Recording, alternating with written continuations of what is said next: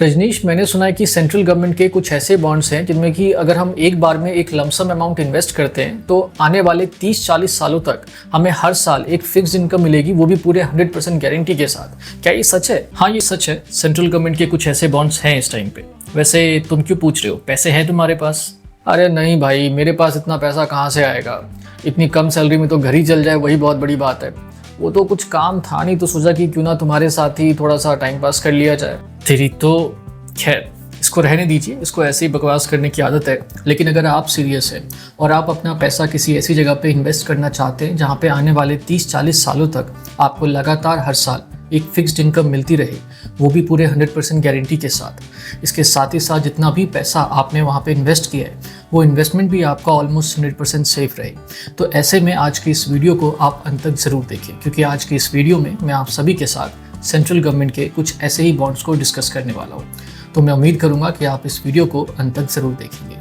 नमस्कार, मेरा नाम है रजनीश शाह और आप देख रहे हैं आपका चैनल मनी उपाय, एक कदम अमीरी की ओर। चलिए शुरू करते हैं।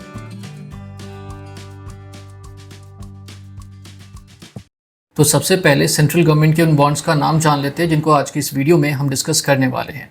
तो देखिए, आज की इस वीडियो में हम सेंट्रल गवर्नमेंट के जिन बॉन्ड्स को डिस्कस करने वाले हैं उन बॉन्ड्स के नाम है 7.09% गवर्नमेंट सिक्योरिटीज 2074, 7.46% गवर्नमेंट सिक्योरिटीज 2073 और 7.25% गवर्नमेंट सिक्योरिटीज 2063। आज की इस वीडियो में हम इन्हीं बॉन्ड्स को डिस्कस करने वाले हैं। तो आज की इस वीडियो में हम सेंट्रल गवर्नमेंट के जिन बॉन्ड्स को डिस्कस करने वाले हैं उन सभी के नाम तो आप सभी जान ही चुके हैं।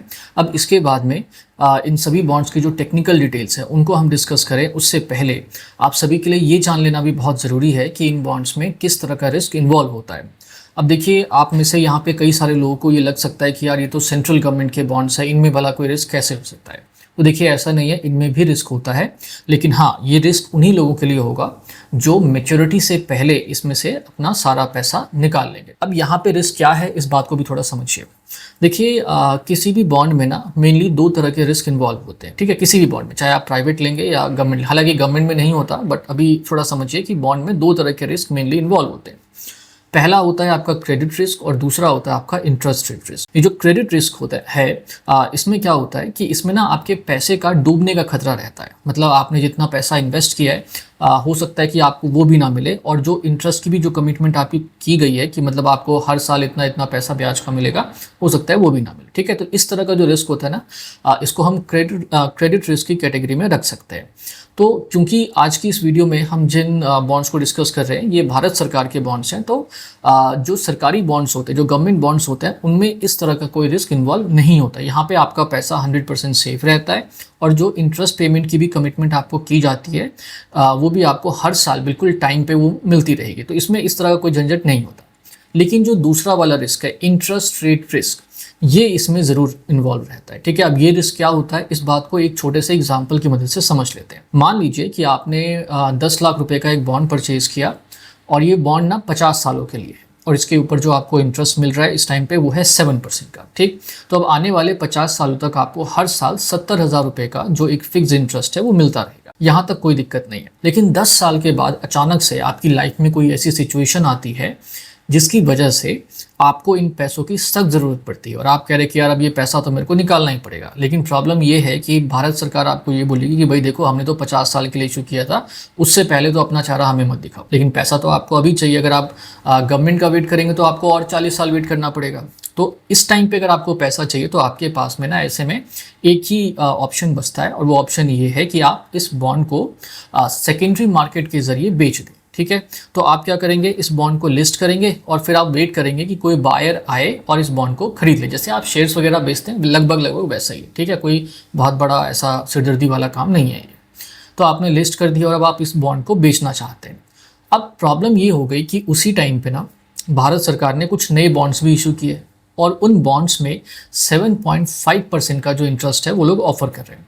तो ऐसे में क्या होगा कि कोई भी जो बायर है, जो बॉन्ड परचेज करना चाहता है, इसमें इन्वेस्ट करना चाहता है, तो वो ऑब्वियस सी बात है ना कि सबसे पहला जो उसका प्रेफरेंस होगा वो तो वही वाले बॉन्ड होंगे 7.5% के, वही होगा ना। ऑब्वियस सी बात है कि भाई उसमें ज़्यादा ब्याज मिलेगा उसको।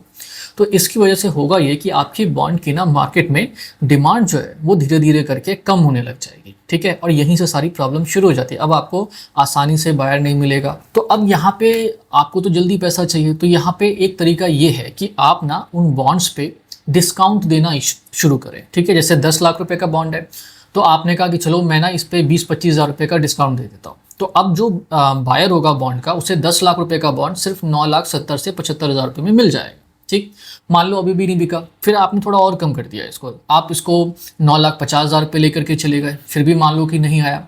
फिर ऐसे ही करते करते आपने मान लो 9 लाख तक इसको पहुंचा दिया। हालांकि 9 लाख तक पहुंचना बहुत मुश्किल है, आपका 950 के अप्रॉक्स में बिक जाएगा, लेकिन मान लेते हैं एक सिचुएशन, ताकि अभी आसानी से सब कुछ आपको समझ में आ सके ना, थोड़ा इसके लिए मैं बता रहा हूँ आपको। तो आपने वो उसको 9 लाख तक आप लेकर के चले गए। अब यहाँ पे क्या होगा कि अब आपका वो बॉन्ड ना बहुत ही आराम से बिक जाएगा। कैसे बिकेगा? देखिए, जो 10 लाख रुपए का नया वाला बॉन्ड वो परचेज करता है, जिसके ऊपर उसको 75,000 के अप्रॉक्स का इंटरेस्ट उससे कुछ मिलता, ठीक है, और यहाँ पे आपके ऊपर मिलता कितना? सिर्फ 70,000 का, ठीक है। लेकिन क्या है कि वहाँ पे उसको वो 75,000 कमाने के लिए 10 लाख रुपए इन्वेस्ट करना है, और यहाँ पे उसको वो 70,000 कमाने के लिए सिर्फ 9 लाख रुपए इन्वेस्ट करना है, ठीक है। और जब आप इसको परसेंट के टर्म में देखेंगे तो ये आराम से ना कुछ 7.6 या 7 के आसपास में चला जाएगा, मतलब 7.5% से ज़्यादा का उसको जो एक्चुअल जो उसका रिटर्न है ना, वो 7.5 से ज़्यादा का हो जाएगा, ठीक है। तो अब क्या है कि अब गवर्नमेंट ने जो नए बॉन्ड्स इशू किए हैं, अब उसको खरीदने का कोई खास फ़ायदा है नहीं, क्योंकि यहाँ पे उसको पुराने वाले बॉन्ड में गवर्नमेंट के उस इंटरेस्ट रेट से ज़्यादा ब्याज मिल रहा है। आप समझ रहे हैं ना मैं क्या कहने की कोशिश कर रहा हूँ? तो ये वाला रिस्क होता है इसमें, ठीक है। इसी को हम इंटरेस्ट रेट रिस्क कहते हैं, कि जहाँ पे अगर जैसे ही गवर्नमेंट इंक्रीज कर देती है इंटरेस्ट रेट को, तो आपके बॉन्ड की जो डिमांड है मार्केट में वो कम हो जाएगी, और फिर आपको अपना बॉन्ड थोड़ा सस्ते में बेचना पड़ता है। तो इस तरह के रिस्क को ही आप इंटरेस्ट रेट रिस्क कहते हैं।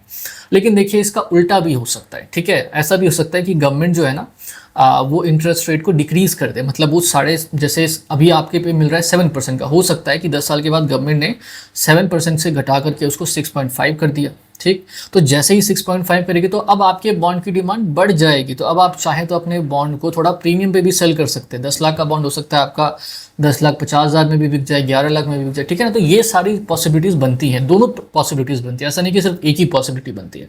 बट अगर मान लो आपका बॉन्ड का डिमांड कम भी हो जाता है, गवर्नमेंट इंटरेस्ट रेट को बढ़ा भी देती है, आप उस बॉन्ड को सस्ते में बेच भी देते हैं, तब भी आप कोई ओवरऑल अगर आप देखेंगे तो कोई बहुत बड़े लॉस में नहीं है। हाँ, ये ज़रूर है कि आप जितना एक्स्ट्रा कमा सकते थे वो आपने नहीं कमाया, ये ज़रूर पॉसिबल है। लेकिन आप वैसे देखेंगे कि आपका सब कुछ ही बर्बाद हो गया, वैसा वाला हिसाब किताब नहीं है यहाँ पे। क्योंकि देखिए, वो जो 70,000 रुपये का इंटरेस्ट आपको मिल रहा था पिछले 10 सालों में, आपने 7 लाख रुपए तो ब्याज के तौर पे ही कमा लिए, और फिर भले ही आपने 10 लाख का बॉन्ड 9 लाख में बेच भी दिया, तो भी तो आपके हिस्से में अगर आप देखेंगे तो 9 लाख रुपए वो और प्लस 7 लाख ये, तो 16 लाख रुपए तो फिर भी आ गए ना आपने।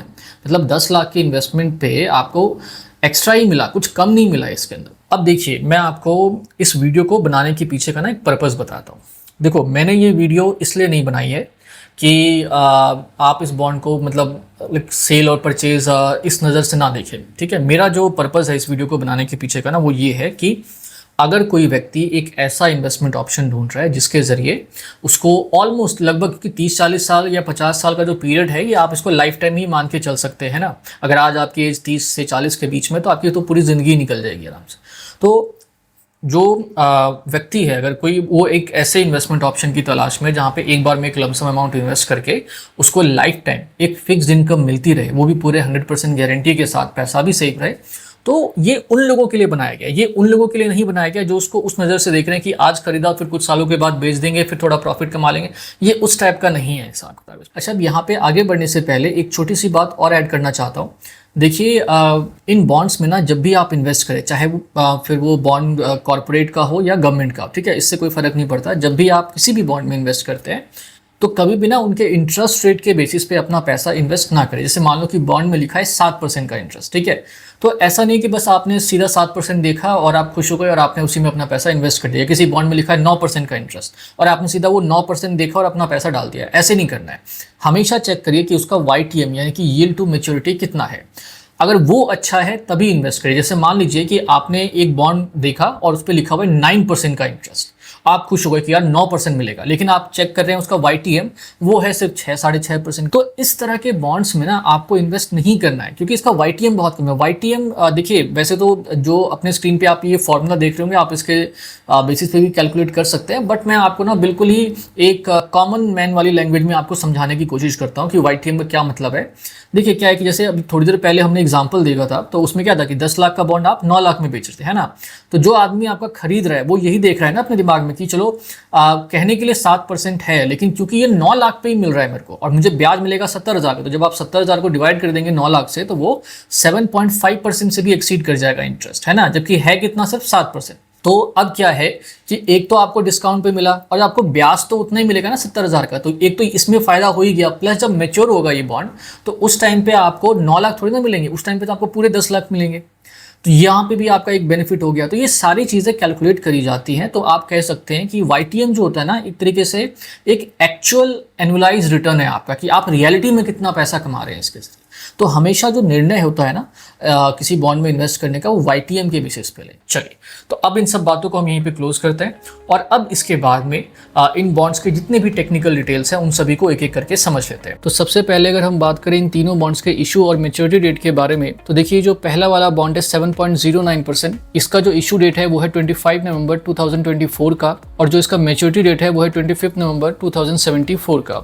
इसी तरीके से ये जो 7.46% गवर्नमेंट सिक्योरिटीज है, इसके अगर हम इशू डेट के बारे में बात करें तो वो है 6 नवंबर 2023 का, और जो इसका मेच्योरिटी डेट है वो है 6 नवंबर 2073 का।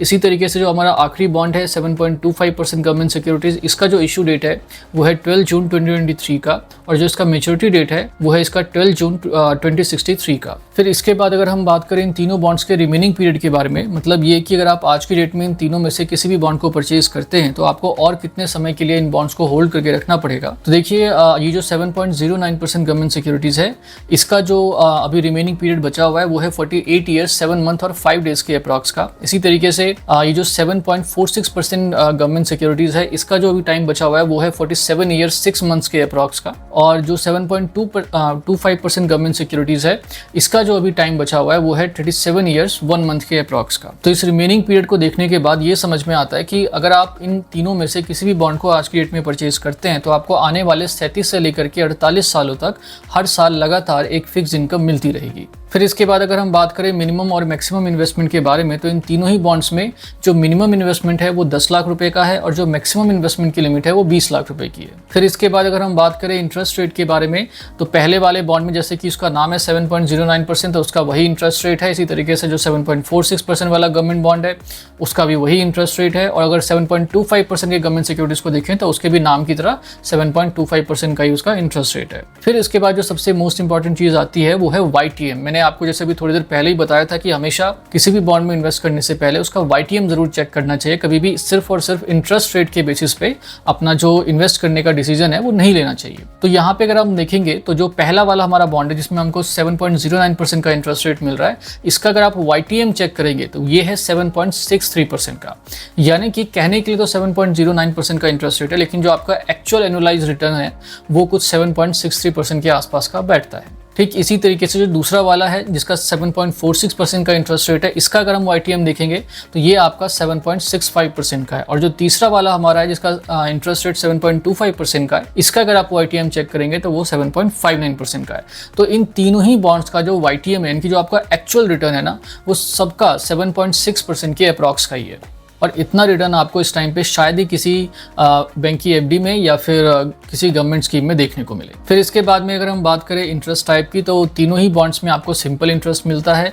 जो इंटरेस्ट की पेमेंट फ्रीक्वेंसी है वो तीनों में ही आपका सेमी एनुअल है, मतलब साल में आपको 2 बार इंटरेस्ट की जो पेमेंट है वो करी जाएगी। फिर हम बात करें होल्डिंग की, तो इन तीनों ही बॉन्ड्स को आप डीमेट फॉर्म में ही होल्ड करके रखेंगे। फिर इसके बाद में अगर हम बात करें टैक्स ट्रीटमेंट की, तो तीनों ही बॉन्ड से आप जितना भी इंटरेस्ट कमाएंगे वो सारा का सारा टैक्सेबल होगा। अच्छा, अब यहाँ पे आगे बढ़ने से पहले एक छोटी सी बात आप सभी से करना चाहूँगा कि देखिए ये जितना भी डेटा मैंने अभी आप सभी के साथ शेयर किया है ना, ये सारा का सारा डेटा 17 अप्रैल 2026 तक का है, ठीक है, जिस दिन मैं ये वीडियो शूट कर रहा हूँ। तो अभी तक तो ये बॉन्ड मार्केट में अवेलेबल है परचेज़ करने के लिए, लेकिन हो सकता है कि जब आप इस वीडियो को देखें, चाहे भले ही आप कल देखें या फिर आज से आने वाले हफ्ते 10 दिन के बाद देखें, तो हो सकता है कि उस टाइम पे ये बॉन्ड आपको कहीं पर भी ना दिखे, ठीक है। क्योंकि क्या होता है ना, बॉन्ड जो मार्केट है वो हमेशा डिमांड और सप्लाई के बेसिस पर ही चलती है। हालांकि मैं आपको ये बता चुका हूँ कि जब भी हम किसी बॉन्ड में इन्वेस्ट करते हैं तो हमें क्या क्या चीज़ें देखनी चाहिए, उनमें किस तरह का रिस्क होता है, किस तरह के रिटर्न्स मिलते हैं। तो अगर ये वाले बॉन्ड्स नहीं भी हैं अवेलेबल, तो अगर दूसरे कोई बॉन्ड्स हैं, अगर उसमें भी आपको अच्छा रिटर्न मिल रहा है तो आप उसको भी परचेज कर सकते हैं।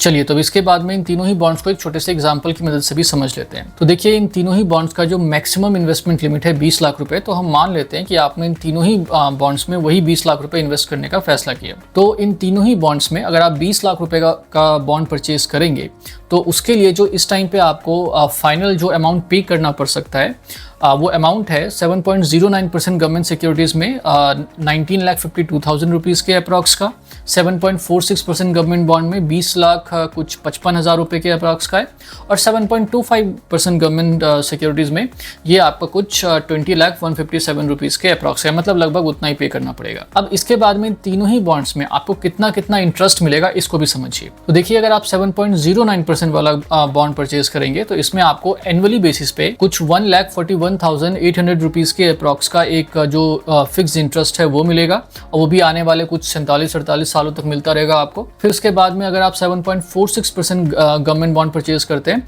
तो इसके अंदर आपको एनुअली बेसिस पे कुछ 1,49,200 रुपीज़ के अप्रॉक्स का एक इंटरेस्ट मिलेगा, और अगर आप 7.25% गवर्नमेंट बॉन्ड परचेज करते हैं तो इसमें आपको 1,45,000 रुपीज़ के अप्रॉक्स का एक फिक्स एनुअल इंटरेस्ट मिलेगा। इसके बाद में अगर हम total life time interest payment की बात करें कि पूरे जीवन भर में आपको कितना ब्याज मिलेगा इसके जरिए, तो जो पहला वाला बॉन्ड है हमारा 7.09% गवर्नमेंट सिक्योरिटी, इसमें आपको कुछ 69,48,000 रुपीज़ के अप्रॉक्स का टोटल लाइफ टाइम एक इंटरेस्ट का पेमेंट मिलेगा, और जो 7.46% गवर्नमेंट सिक्योरिटीज़ है इसमें आपको कुछ 71,61,600 रुपीज़ के अप्रॉक्स का एक टोटल इंटरेस्ट मिलेगा। और इसके साथ ही साथ जो आखिरी वाला बॉन्ड है हमारा, इसमें आपको 54,37,500 रुपीज़ के अप्रॉक्स का टोटल लाइफ टाइम जो इंटरेस्ट का पेमेंट है वो मिलेगा। फिर मैच्योरिटी वैल्यू, यानी कि जब ये बॉन्ड मैच्योर होंगे तो कितना मिलेगा, तो वो आपको फेस वैल्यू वाली पेमेंट कर दी जाएगी। तो तीनों में ही आपको 20-20 लाख रुपए मिल जाएंगे। तो इस एग्जाम्पल के बाद में मैं उम्मीद करता हूँ कि आपको इन तीनों ही बॉन्ड्स के बारे में सारी बातें काफ़ी अच्छे से समझ में आ गई होंगी। अच्छा, अब यहाँ पे जाते जाते एक छोटी सी बात और, कि मुझे लगता है कि वो पहले ही बता देना चाहिए था मुझे, बट अभी चलो बता देता हूँ कि इन बॉन्ड्स में आप इन्वेस्ट कैसे करेंगे। बाकी सारी बातें तो ठीक है, बट इन्वेस्ट कैसे किया जाएगा। तो देखिए, इन बॉन्ड्स में आप घर बैठे बैठे आराम से इन्वेस्ट कर सकते हैं, ठीक है। एक बेसिक KYC जैसे होती है, बस वो उसी की रिक्वायरमेंट होती है। जैसे शेयर्स वगैरह परचेज करते हैं, ठीक वैसे ही हो जाएगा। बट येस, गवर्नमेंट बॉन्ड्स आपको हर एक प्लेटफॉर्म पे नहीं मिलेगा, ठीक है। तो कुछ प्लेटफॉर्म्स के नाम मैं आपको बता देता हूँ। आज की इस वीडियो में हमने जो भी डेटा पेश किया है वो पेश किया है आपका thefixedincome.com की वेबसाइट से। इनका एप्लीकेशन भी है, आप चाहें तो इनके ज़रिए भी इन्वेस्ट कर सकते हैं। कोई स्पॉन्सर्ड वीडियो नहीं है। अब भाई जहाँ से डेटा लिया उसका नाम तो बोलना ही पड़ेगा, तो बस एक ये है। इसके अलावा ज़ीरोधा में अगर आपका अकाउंट है तो आप उनके ज़रिए भी कर सकते हैं, और इसके अलावा भी कई सारे एप्लीकेशंस हैं आज के डेट में जिनके नाम इस वक्त आप सभी अपने अपने स्क्रीन पे देख रहे हो। तो आप इनके ज़रिए भी अगर चाहें तो अपना पैसा इन बॉन्ड्स में इन्वेस्ट कर सकते हैं, ठीक है। चलिए, तो अब इस वीडियो में मुझे आप सभी के साथ जितनी भी बातें डिस्कस करनी थी वो लगभग सारी बातें मैं डिस्कस कर चुका हूँ। बट फिर भी कुछ ऐसा है जो आपको लग रहा है कि मैंने नहीं बताया या समझ में नहीं आया, तो आप नीचे कमेंट सेक्शन में पूछ सकते हैं। तो अगर आपको ये वीडियो पसंद आई है तो इस वीडियो को लाइक ज़रूर करें, शेयर ज़रूर करें। चैनल को सब्सक्राइब नहीं किया है तो इस चैनल को सब्सक्राइब करके भी ज़रूर रख लें, और सब्सक्राइब करते टाइम में जो नोटिफिकेशन वाला जो आइकन है उसे प्रेस करना ना भूलें, ताकि जब भी इस तरह की वीडियो कोई चैनल पर अपलोड हो तो उसका नोटिफिकेशन आप सभी तक टाइम टू टाइम पहुँच जाए। तो आप सभी ने अपना कीमती समय निकाल के हमारी इस वीडियो को देखा, इसके लिए आप सभी का बहुत बहुत धन्यवाद। नमस्ते।